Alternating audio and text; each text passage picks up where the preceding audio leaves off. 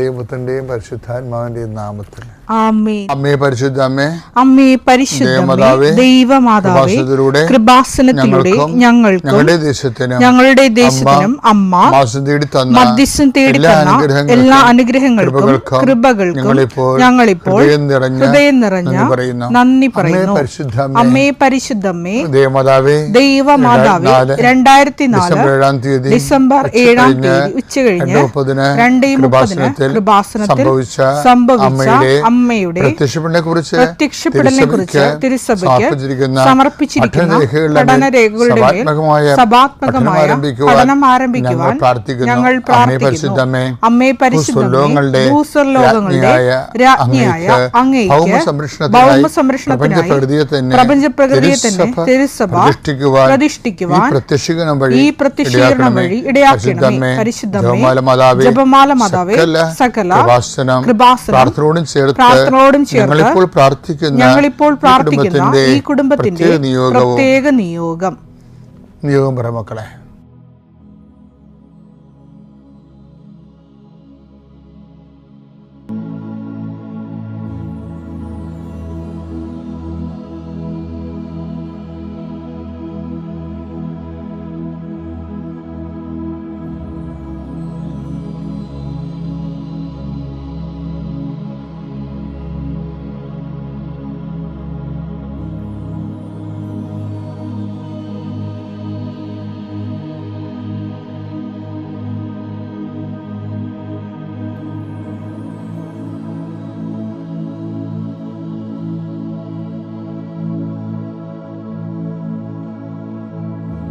അമ്മയുടെ പ്രത്യക്ഷീകരണത്തിന്റെ ഈ അനുഗ്രഹവേളയിൽ ഞങ്ങൾക്ക് സാധിച്ചു തരുവാൻ കനിയണമേ. ആമേൻ. കർത്താവേ, നിന്റെ ഉന്നതമായ നാമത്തിന് സ്തോത്രം ചെയ്യും.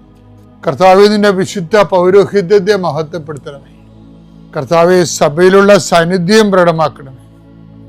40 വർഷം ഞാൻ അർപ്പിച്ച കൃപാന്റെ യുഗതിയാൽ കൃപാസ്ഥാനത്താറെ ജീവനോടെ പ്രത്യക്ഷപ്പെട്ട മാതാവിന്റെ മാധ്യസ്ഥ ഇന്ന് ഉത്തരവാദിത്തങ്ങളിലേക്ക് പോകുന്ന എല്ലാവരെയും ഞാൻ ഈശ്വര നാമത്തെ ആശീർവദിക്കുന്നു.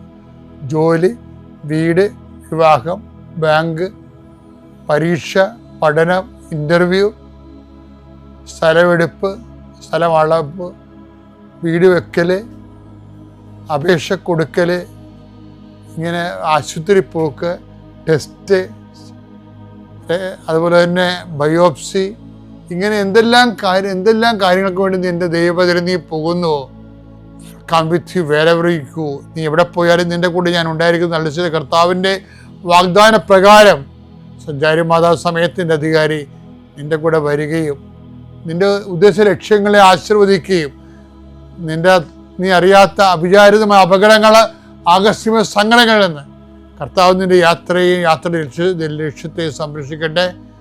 പിതാവും പുത്രനും പരിശുദ്ധാത്മാവുമായ സർവ്വേശ്വര എന്നേക്കും. ആമേൻ. വിശ്വാസ പ്രമാണം. സർവശക്തനായ പിതാവും ആകാശത്തിന്റെയും ഭൂമിയുടെയും സൃഷ്ടാവുമായ ദൈവത്തിൽ ഞാൻ വിശ്വസിക്കുന്നു. അവിടുത്തെ ഏകപുത്രനും ഞങ്ങളുടെ കർത്താവുമായ ഈശോമിശിഹായിലും ഞാൻ വിശ്വസിക്കുന്നു. ഈ പുത്രൻ പരിശുദ്ധാത്മാവിനാൽ ഗർഭസ്ഥനായി കന്യകാമറിയത്തിൽ നിന്ന് പിറന്ന് പൊന്തിയോസ് പീലാത്തോസിന്റെ കാലത്ത് പീഡകൾ സഹിച്ച് കുരിശിൽ തറയ്ക്കപ്പെട്ട് മരിച്ച് അടക്കപ്പെട്ട് പാതാളങ്ങളിൽ ഇറങ്ങി മരിച്ചവരുടെ ഇടയിൽ നിന്ന് 3-ാം നാൾ ഉയർത്ത് സ്വർഗത്തിലേക്ക് എഴുന്നള്ളി സർവശക്തിയുള്ള പിതാവായ ദൈവത്തിന്റെ വലതുഭാഗത്തിരിക്കുന്നു. അവിടെ നിന്ന് ജീവിക്കുന്നവരെയും മരിച്ചവരെയും വിധിക്കുവാൻ വരുമെന്നും ഞാൻ വിശ്വസിക്കുന്നു. പരിശുദ്ധാത്മാവിലും ഞാൻ വിശ്വസിക്കുന്നു. വിശുദ്ധ കത്തോലിക്കാ സഭയിലും പുണ്യവാന്മാരുടെ ഐക്യത്തിലും പാപങ്ങളുടെ മോചനത്തിലും ശരീരത്തിന്റെ ഉയർപ്പിലും നിത്യമായ ജീവിതത്തിലും ഞാൻ വിശ്വസിക്കുന്നു. ആമേൻ. സുഖസ്ഥനായ ഞങ്ങളുടെ പിതാവേ, അങ്ങയുടെ നാമം പൂജിതമാകണമേ. അങ്ങയുടെ രാജ്യം വരണമേ. അങ്ങയുടെ തിരുമനസ് സ്വർഗത്തിലെ പോലെ ഭൂമിയിലും ആകണമേ. അന്നു വേണ്ടുന്ന ആഹാരം ഇന്ന് ഞങ്ങൾക്ക് തരണമേ. ഞങ്ങളോട് തെറ്റ് ചെയ്യുന്നവരോട് ഞങ്ങൾ ക്ഷമിക്കുന്നത് പോലെ ഞങ്ങളുടെ തെറ്റുകൾ ഞങ്ങളോടും ക്ഷമിക്കണമേ. ഞങ്ങളെ പ്രലോഭനത്തിൽ ഉൾപ്പെടുത്തരുതേ, തിന്മയിൽ ഞങ്ങൾ രക്ഷിക്കണമേ. ആമേൻ. നന്മ നിറഞ്ഞ മറിയമേ, സ്വസ്തി. കർത്താവ് അങ്ങയുടെ കൂടെ സ്ത്രീകളിൽ അങ്ങ് അനുഗ്രഹിക്കപ്പെട്ടവളാകുന്നു. അങ്ങയുടെ ഉദരത്തിൻ ഫലമായി ഈശോ അനുഗ്രഹിക്കപ്പെട്ടവനാകുന്നു. പരിശുദ്ധ മറിയമേ, തമ്പുരാന്റെ അമ്മേ, പാപികളായ ഞങ്ങൾക്ക് വേണ്ടി ഇപ്പോഴും ഞങ്ങളുടെ മരണസമയത്തും തമ്പുരാനോട് അപേക്ഷിക്കണമേ. ആമേൻ. എന്തെങ്കിലും ഒരു ജീവിതത്തിൽ കുറവുണ്ട് എന്നാൽ അത് ദൈവത്തിന് പ്രവർത്തിക്കാനും ദൈവത്തിന് നമ്മുടെ ജീവിതത്തിൽ ഇടപെടാൻ വേണ്ടിയുള്ള ഒരു വാതിലായിട്ട് നമ്മൾ കരുതണം. അല്ലെങ്കിൽ അതിനോർത്ത് നിരാശപ്പെടരുത്. കാര്യം ബൈബിളിൻ്റെ മുഴുവൻ സ്ട്രക്ചറിൽ ഞാൻ എപ്പോഴും അതിലൂടെയൊക്കെ സഞ്ചരിച്ച് പോകുന്ന പൊതു നിലപാടുകൾ നോക്കും. രക്ഷാകരമായ പദ്ധതിയുടെ നടത്തിപ്പിന് വേണ്ടി ദൈവം കൈക്കൊള്ളുന്ന ഒരു പൊതു നയമുണ്ട്. അതിൻ്റെ അകത്ത് ആ നയത്തിൽ വരണതാണ് not by merit but by grace. ഇല്ലേ? ആ വചനം ആൾക്കാരുടെ ഇടയിൽ ഈ കാലഘട്ടത്തിൽ ഉടമ്പടി എടുത്തിട്ട് എഡ്യൂക്കേറ്റഡ് ആയിട്ടുള്ള എല്ലാ ആൾക്കാരും അവർ സാക്ഷ്യം പറയുമ്പോൾ ഈ വചനം കോട്ട് ചെയ്യും. കാര്യം എന്താണ്? മെറിറ്റ്സിൽ അവരവലംബിച്ചിരുന്നെങ്കിൽ അവരൊന്നും ഒരിടത്തും എത്തത്തില്ലായിരുന്നു. അതാണ് എനിക്കിപ്പോൾ ഇത്രയും പവർഫുള്ളാണ് വചനമെന്ന് അറിയത്തില്ലായിരുന്നു. ഉടമ്പടി പുസ്തകം എഴുതിക്കൊണ്ടിരിക്കുന്ന സമയത്ത് എൻ്റെ മനസ്സിലേക്ക് ഈശോ തന്ന വചനം ഇതാണ്: നിൻ്റെ യോഗ്യതയല്ല, ദൈവത്തിൻ്റെ കൃപ കൊണ്ടെന്ന്. അപ്പോൾ ഒരു വിഷയത്തിൽ യോഗ്യത ഇല്ല എന്ന് വിചാരിച്ചുകൊണ്ട് നമ്മൾ പിന്നാക്കം പോവുകയോ അതിന് ശ്രമിക്കാതിരിക്കുകയോ ഒന്നും ചെയ്യേണ്ട കാര്യങ്ങളില്ല. ഇപ്പോൾ സാമ്പത്തികമായ കടങ്ങളാകാം, നമുക്കത് പരിഹരിക്കാനുള്ള മാർഗമില്ലാത്ത അവസ്ഥയാകാം, നമ്മളാരും സഹായിക്കാനില്ലാത്ത അവസ്ഥയാകാം. ഇപ്പം സഹായിക്കാനില്ലാത്ത ഉണ്ടെന്ന് ഉള്ളത് പ്രീസപ്പോസ് ചെയ്തുകൊണ്ടാണ് ബൈബിള് നമുക്ക് വേണ്ടി വെളിപാട് കൊണ്ടിരിക്കുന്നത്. എന്താണ് ബൈബിൾ പറയണത്? നമ്മുടെ സഹായം കർത്താവിൻ്റെ നാമത്തിലെന്ന്. സങ്കീർത്തനം 121:1-2 വാക്യങ്ങൾ. പർവ്വതങ്ങളിലേക്ക് ഞാൻ കണ്ണുകൾ ഉയർത്തുന്നു. പർവ്വതങ്ങളിലേക്ക് ഞാൻ കണ്ണുകൾ ഉയർത്തുന്നു. എനിക്ക് സഹായം എവിടെ നിന്ന് വരും? എനിക്ക് സഹായം എവിടെ നിന്ന് വരും? എനിക്ക് സഹായം കർത്താവിൽ നിന്ന് വരുന്നു. എനിക്ക് സഹായം കർത്താവിൽ നിന്ന്. ആകാശവും ഭൂമിയും സൃഷ്ടിച്ച കർത്താവിൽ നിന്ന്. ആകാശം ഭൂമിയും സൃഷ്ടിച്ച കർത്താവിൽ നിന്ന്. അപ്പം സഹായം എന്നുള്ള വിഷയം ഉടമ്പടി എപ്പോഴും നോക്കണത് ഈ ദൈവത്തിൽ നിന്ന് ലഭിക്കാൻ സാധ്യതയുള്ള സഹായത്തെയാണ് ഉടമ്പടി ഉന്നം വെക്കുന്നത്. ആ സഹായത്തിൻ്റെ പ്രത്യേകത എന്ന് പറയുന്നത് അത് വർക്കൗട്ട് ചെയ്യേണ്ടത് നോട്ട് ബൈ മെറിറ്റിലാണ്. എങ്ങനെ വെച്ചാൽ നമ്മുടെ ഉടമ്പടിയുടെ പ്രഖ്യാപിത അടിസ്ഥാന വചനമുണ്ടല്ലോ, അതായത് എഫേസ്യസ് 2:8 വിശ്വാസം വഴി കൃപയാലാണ് നിങ്ങൾ രക്ഷിക്കപ്പെട്ടത്. അത് നിങ്ങൾ നേടിയെടുത്തതല്ല, ദൈവത്തിന്റെ ദാനമാണ്. അപ്പൊ ഇത് നേടിയെടുക്കണത് കൊണ്ട് അതാണ് മെറിറ്റ്സ് എന്ന് പറയുന്നത്. നമ്മൾ പഠിച്ച് റാങ്ക് വാങ്ങിക്കത്തില്ല, അത് മെറിറ്റ്സ് ആണ്. കഴിഞ്ഞ ദിവസങ്ങളിൽ ഒരു മോളെൻ്റെ അടുത്ത് വന്നതിൻ്റെ വെച്ചാൽ ഞാൻ സെക്കൻഡ് റാങ്കാണ്. സെക്കൻഡ് റാങ്ക് എൻ്റെ ഫസ്റ്റ് റാങ്കാൻ പറ്റുകയാണ്, ഞാൻ വിഷയം മറന്നുപോയി. പക്ഷേ എനിക്ക് ജോലി കിട്ടിയിട്ടില്ല. PSC ലിസ്റ്റിൽ ഫസ്റ്റ് റാങ്കുകാരത്തിയാണ്, എനിക്ക് ജോലി കിട്ടിയിട്ടില്ല. അതല്ല പ്രശ്നം, ഇപ്പം ലിസ്റ്റ് ക്യാൻസലാകാൻ പോകുന്നുവെന്ന്. അപ്പോൾ ഈ ലിസ്റ്റ് ഈ ഇലക്ഷനിൽ പുതിയ ഇലക്ഷൻ എടുത്ത് മന്ത്രിസഭ വരുന്ന മുമ്പ് തന്നെ അതിനെ കാലഹരണപ്പെട്ടു പോകും. അപ്പോൾ മെറിറ്റ്സിൻ്റെ പ്രശ്നമാണ്. അപ്പോൾ നമ്മളൊരു മെറിറ്റ്സിലാണ്. അപ്പോൾ റാങ്ക് എന്ന് പറയുന്നത് മെറിറ്റ്സ് അല്ലേ? അപ്പം മെറിറ്റ് ഉണ്ടെങ്കിലും ചില സമയത്ത് നമ്മുടെ യോഗ്യതകൾ കാലഹരണപ്പെടാം. അതുകൊണ്ടാണ് ഈ നമ്മളെപ്പോഴും ചെയ്യേണ്ടത് ഗ്രേസിൽ അവലംബിക്കേണ്ട കാലം ഇതാണ്. അതിന് കാലഹരണപ്പെടേണ്ട കാര്യമില്ല. കർത്താവ് എപ്പോഴായാലും നമുക്ക് കഴിഞ്ഞ ദിവസങ്ങളിലൊക്കെ ഉള്ള ഉടമ്പടി സാക്ഷികൾ ആ ടൈപ്പാണ്. വെച്ച് കഴിഞ്ഞാൽ കിട്ടുമെന്ന് ഒരു പ്രതീക്ഷയില്ല, കിട്ടാനുള്ള സാഹചര്യങ്ങളൊന്നുമില്ല. പക്ഷേ അവളെ ഞെട്ടിച്ചുകൊണ്ട് തന്നെ കർത്താവ് അവളെ അക്കോമഡേറ്റ് ചെയ്യും ആ ഒരു ജോലിക്ക് വേണ്ടി. പക്ഷെ അവരെല്ലാം ചെയ്യണൊരു കാര്യം, അപ്പോൾ ഞാൻ എന്തുകൊണ്ടാണ് നിങ്ങളോട് എപ്പോഴും കാർക്കശ്യമായി പെരുമാറണമെന്നറിയാവോ? എനിക്ക് എപ്പോഴും നിങ്ങളോട് പറയാനുള്ളത്, നിങ്ങൾ ഈ കൊച്ചു കൊച്ചു കാര്യങ്ങൾ അല്ലെങ്കിൽ നിങ്ങൾക്ക് ചെയ്യാൻ പറ്റുന്ന കാര്യങ്ങൾ നിങ്ങൾ ഉടമ്പടി വെക്കരുത്. വെച്ച് കഴിഞ്ഞാൽ ഉള്ളൊരു കുഴപ്പമെന്ന് വെച്ച് കഴിഞ്ഞാൽ നിങ്ങളെ വിചാരിക്കും, അത് കുറച്ച് നമ്മൾ പരിശ്രമിക്കേണ്ടി വരും, അപ്പോൾ ശ്രമിച്ചാൽ കിട്ടാവുന്നതേ ഉള്ളൂ. അങ്ങനെ മെറിറ്റിൽ ഉള്ള കാര്യങ്ങളാണത്. അപ്പം അങ്ങനെ വരുമ്പോൾ മിക്കവാറും അത് പരസ്യപ്രചാരം കിട്ടാതെ വരും. എന്താ കാര്യം? അവിടെ നിന്നൊരു ദൈവത്തിൻ്റെ ഒരു സ്പേസ് അവിടെ ഇല്ല. ദൈവത്തിൻ്റെ സ്പേസ് ഇപ്പം നമ്മൾ ഓരോരുത്തരെയൊക്കെ ഈ യുദ്ധത്തിൽ ഓരോരുത്തർ മരിക്കുമ്പോൾ എലിമിനേറ്റർ എന്ന് എഴുതി കാണിക്കത്തില്ലേ? പലപ്പോഴും നമ്മുടെ ജീവിതത്തിൽ ഇങ്ങനെ ദൈവത്തിൻ്റെ സ്പേസ് പലപ്പോഴും നമ്മൾ തന്നെ എലിമിനേറ്റ് ആയി കളയും, വൈപ്പ് ഔട്ട് ചെയ്ത് കളയും. അപ്പം അതുകൊണ്ടാണ് പലപ്പോഴും ഉടമ്പടിയിൽ താമസം വരണത്. നിങ്ങളൊരു വിഷയം ഒരു വിശ്വാസത്തിൽ ഞാൻ പലപ്പോഴും ചെയ്യണത്, ഉടമ്പടിയിൽ എപ്പോഴും എല്ലാവർക്കും ഉടമ്പടി എടുക്കാൻ പറ്റത്തില്ലല്ലോ. സത്യസന്ധമായിട്ടുള്ള ആൾക്കാർക്ക് മാത്രമേ വിശ്വാസം ഉണ്ടായാൽ മാത്രം പോരാ, ആ വിശ്വാസം സത്യസന്ധമായിരിക്കണം. സത്യസന്ധമായ ആൾക്കാർക്ക് മാത്രമേ ഉടമ്പടി എടുക്കാൻ പറ്റത്തുള്ളൂ. ചില ആൾക്കാരിങ്ങനെ ഫ്രോഡ് ആയിട്ടുള്ള ആൾക്കാരുണ്ടാകും. അവരിങ്ങനെ ദൈവത്തെ ടെസ്റ്റ് ചെയ്ത് നോക്കും. അവർ ടെസ്റ്റ് ചെയ്ത് അവർ തന്നെ വീണ്ടും അവതാളത്തിലാക്കിയുള്ളൂ. മറിച്ച് ചില ആൾക്കാർ തങ്ങളുടെ സത്യസന്ധതയോട് തന്നെ ഉടമ്പടിയിൽ മാക്സിമം ഇൻവെസ്റ്റ് ചെയ്യും. അപ്പോൾ അവരുടെ വിശ്വാസം സത്യമാണെന്ന് കണ്ടാൽ ദൈവം അവരെ സഹായിക്കും. അതുകൊണ്ട് ഒരിപ്പോഴും നമ്മൾ ശ്രദ്ധിക്കേണ്ടത്, ജപ്തി നടപടിയായാലും അല്ലെങ്കിൽ മകൻ്റെ വിസ പുതുക്കി കിട്ടാത്ത വിഷയമായാലും, നിങ്ങൾക്ക് ഇൻ്റർവ്യൂവിന് നിങ്ങൾ തോറ്റുപോയ വിസ ഇൻ്റർവ്യൂ തോറ്റുപോയ വിഷയമായാലും നിങ്ങൾ മനസ്സ് മടിക്കരുത്.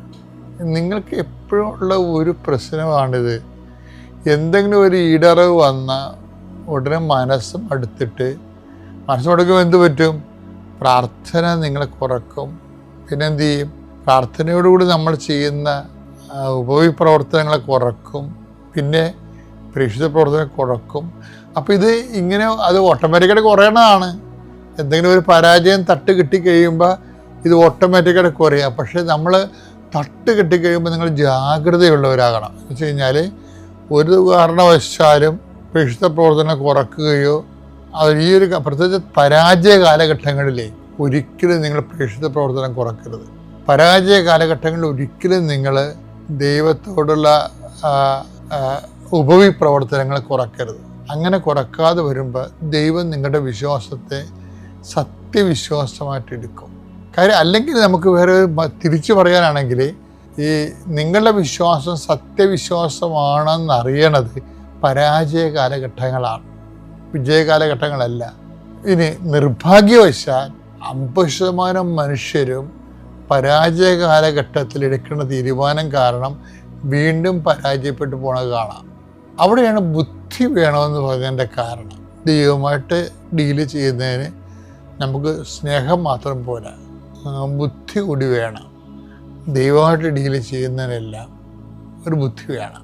അപ്പോൾ എന്താ കാര്യം വെച്ച് കഴിഞ്ഞാൽ, ഈശോ പറഞ്ഞിട്ടുണ്ട്, ഗോപുരം പണിയാൻ പോകുമ്പോൾ ഈ മനുഷ്യൻ പണി ആരംഭിച്ചു, പക്ഷേ ഒക്കെ പൂർത്തിയാക്കാൻ കഴിഞ്ഞില്ല. അതുപോലെയാണ് ദൈവമായിട്ടുള്ള ഡീലും അങ്ങനെയാണ്.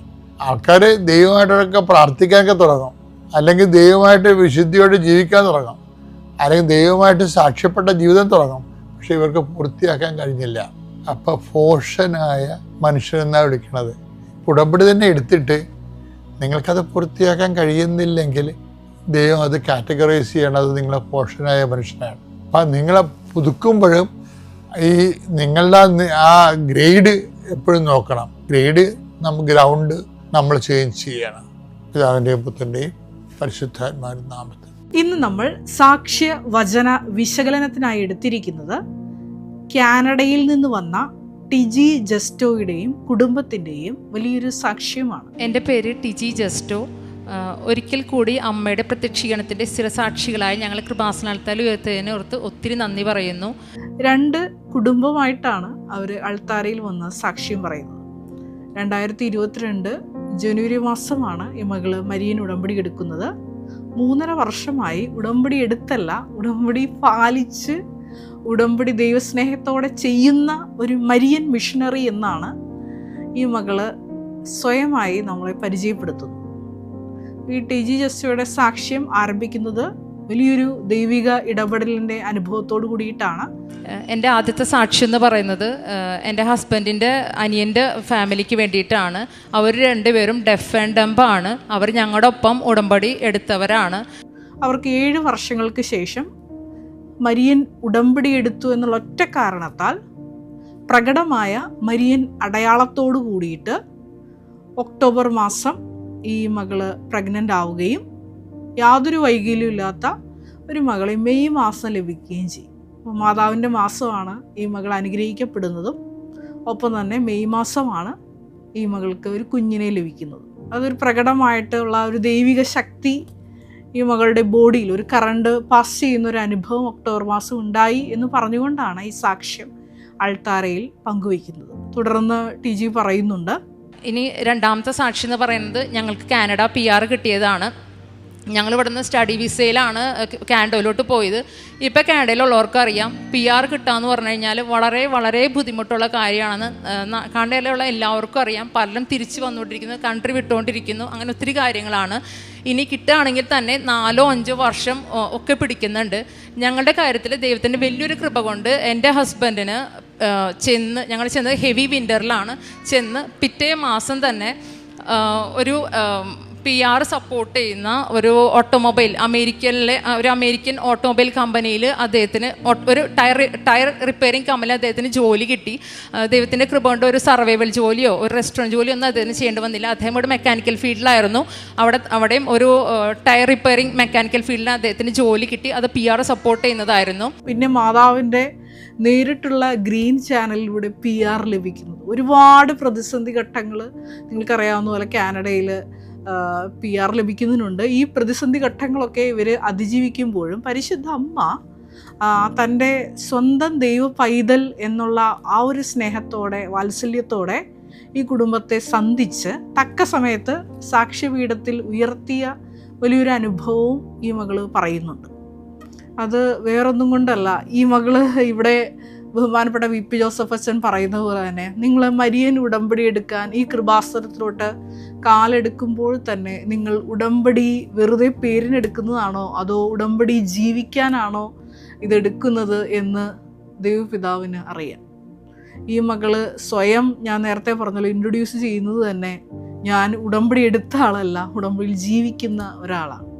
അപ്പോൾ ഇങ്ങനെ ഈ മകള് ഉടമ്പടിയിൽ ഇങ്ങനെ പറന്നു വെട്ടി കാരുണ്യ പ്രേക്ഷിത പ്രവർത്തനങ്ങളൊക്കെ ചെയ്യുമെന്ന് ദൈവപിതാവിന് നേരത്തെ അറിയാവുന്നതുകൊണ്ട് കൈ തുറന്നാണ് ഈ മകളെ ഓരോ ഘട്ടങ്ങളിലും ദൈവപിതാവ് അനുഗ്രഹിച്ച് തക്ക സമയത്ത് സാക്ഷിയായി ഉയർത്തുന്നത്. ഞാൻ പറയാൻ ആഗ്രഹിച്ചത് ഇതൊന്നുമല്ല. നമ്മുടെ എപ്പിസോഡിൽ നിങ്ങൾക്കറിയാവുന്ന പോലെ ഒന്നില്ലെങ്കിൽ ഒരു ആന്തരികമായ ബോധ്യങ്ങൾ, വലിയ വചനബോധ്യങ്ങൾ ലഭിച്ച സാക്ഷ്യമായിരിക്കും.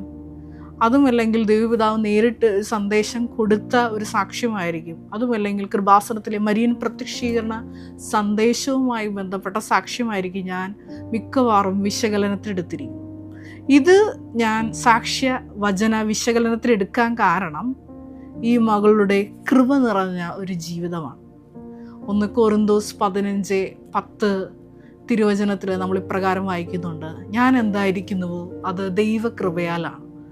എൻ്റെ മേൽ ദൈവം ചൊരിഞ്ഞ കൃപ നിഷ്ഫലമായി പോയിട്ടില്ല. നേരെ മറിച്ച് എല്ലാവരേക്കാളും കൂടുതലായി ഞാൻ അധ്വാനിച്ചു. ഞാനല്ല, എന്നിലുള്ള ദൈവകൃപയാണ് അധ്വാനിച്ചത്. അപ്പോൾ പണ്ട് നിങ്ങൾ ഇവിടെ മരിയൻ തപസ് ധ്യാനം കൂടിയിരിക്കുന്ന സഹോദരങ്ങൾക്കറിയാം, ബഹുമാനപ്പെട്ട VP ജോസഫ് അച്ഛൻ ഒരു 3-ാം ദിവസത്തിലേക്ക് പ്രവേശിക്കുമ്പോൾ എപ്പോഴും ജനങ്ങളെ ഉദ്ബോധിപ്പിച്ചുകൊണ്ടിരുന്ന ഒരു വചനം ഇതാണ്. അതായത് നിങ്ങൾ അധ്വാനിക്കാനുള്ള കൃപയ്ക്ക് വേണ്ടി പ്രാർത്ഥിക്കണം. വിശുദ്ധ പൗലോസ് അപ്പോസ്തലൻ കൊരിന്തുസുകാരിലെ സഭയ്ക്ക് എഴുതിയ ഒരു ശക്തമായ വചനമാണ്. കൃപ എപ്പോഴും അത് ദൈവവേലയ്ക്കുള്ളതാണ്, അധ്വാനിക്കാനുള്ളതാണ്. അതിൻ്റെ ഒരു നേർ ഉദാഹരണമാണ് ഈ ഒരു സാക്ഷ്യം. ഈ സാക്ഷ്യം നിങ്ങൾ ഉറപ്പായിട്ടും താഴെ പിൻ ചെയ്തിരുന്ന സാക്ഷ്യം ഉറപ്പായിട്ടും 2-3 തവണ ആവർത്തി നിങ്ങൾ കേൾക്കണം. തീർച്ചയായിട്ടും നിങ്ങളിലും വലിയ ദൈവസ്നേഹം രൂപപ്പെട്ടുകൊണ്ട് നിങ്ങൾക്ക് വലിയ മരിയൻ പ്രേക്ഷിതരായി ഈ ഒരു സാക്ഷ്യത്തിലൂടെ നിങ്ങൾക്ക് വളരാൻ പറ്റും. കാരണം അത്രമാത്രം തീക്ഷ്ണതയോടുകൂടിയിട്ടാണ് ഈ മകൾ ഓരോ കാര്യങ്ങൾ പങ്കുവയ്ക്കുന്നത്. നമ്മൾ എപ്പോഴും ബഹുമാനപ്പെട്ട VP ജോസഫ് അച്ഛൻ പറയാറുള്ളത് പോലെ കൃപാസനത്തിലെ മരിയൻ ഉടമ്പടി എന്നുള്ളത് ഒരു ചൊല്ലുന്ന പ്രാർത്ഥനയല്ല, ചെയ്യുന്ന പദ്ധതിയാണ്.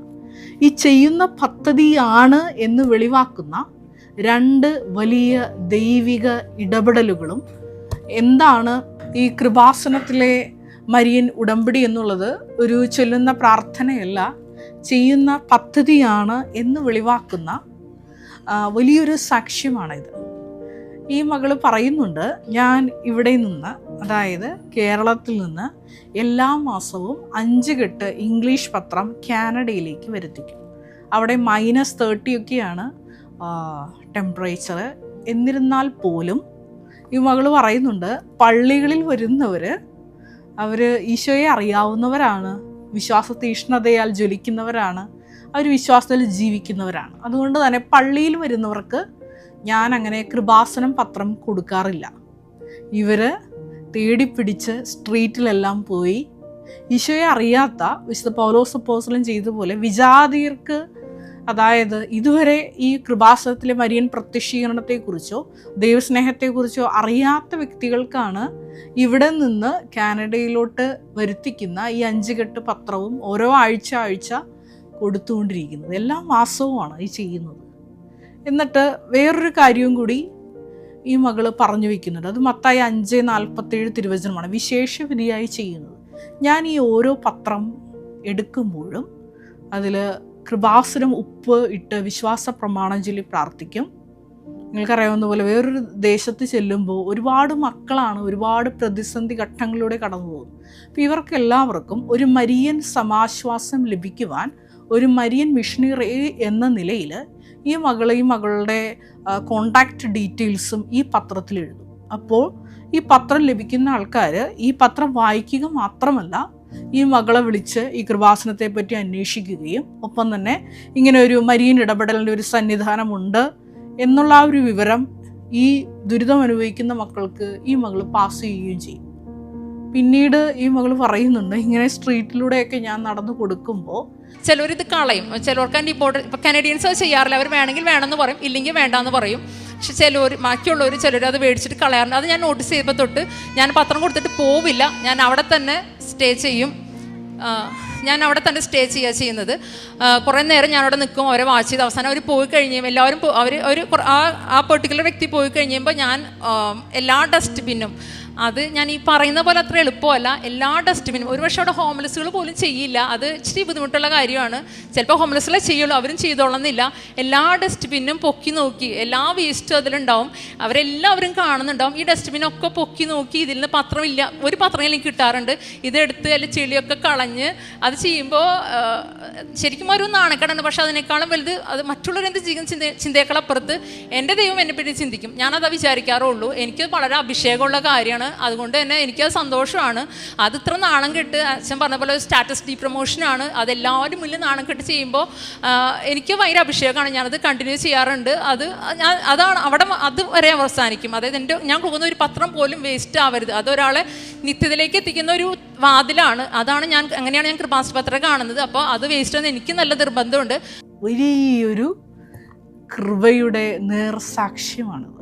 വീണ്ടും കാരുണ്യ പ്രവർത്തികളെക്കുറിച്ച് ഈ മകൾ പറയുമ്പോൾ ഇപ്രകാരം പറയുന്നുണ്ട്, ഞാൻ ഫുഡ് ബാങ്കിൽ അങ്ങനെ കൊടുക്കാറില്ല, ഞാൻ ഈശോയുടെ പേരിൽ, ഈശോയുടെ നാമത്തിൽ എനിക്ക് തന്നെ ചെയ്യണം, ഞാൻ ഈശോയ്ക്കാണ് ചെയ്യുന്നത്. അതുകൊണ്ട് തന്നെ ഹോംലെസ് ആയിട്ടുള്ള, ഭക്ഷണമില്ലാത്ത ആൾക്കാരെ ഞാൻ തന്നെ കണ്ടുപിടിച്ചാണ് ഞാൻ ഈ കാരുണ്യ പ്രവർത്തികൾ ചെയ്യുന്നത്. വിഷമിക്കുന്ന ആര് വന്നാലും എൻ്റെ കയ്യിലുള്ള എന്തും ഞാൻ അവർക്ക് കൊടുക്കും.